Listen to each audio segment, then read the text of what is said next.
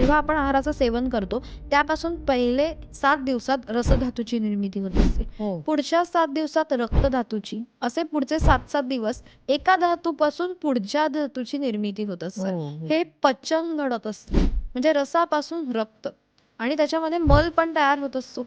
आणि बरोबर. तो मल म्हणजे आता याच्यात आपण म्हणतो स्वेद आहे, सो हे मल मल आहे. सो त्याची निर्मितीही होत राहत असते. आणि ह्यासाठी आपण आपला आहार नीट ठेवणंच गरजेचं आहे.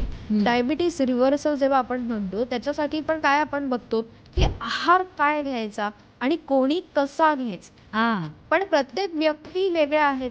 प्रत्येकाला सेम आहार घेऊन त्याने नाही उपयोग होणार चालणार, नाहीये. नाही चालणार. कारण का काही पित्त प्रकृतीवाले असतात ते काय म्हणतात आम्ही 2दाच जेवतोय पण आम्हाला ऍसिडिटी होते, मग त्यांच्यामध्ये तसं करून चालत नाही.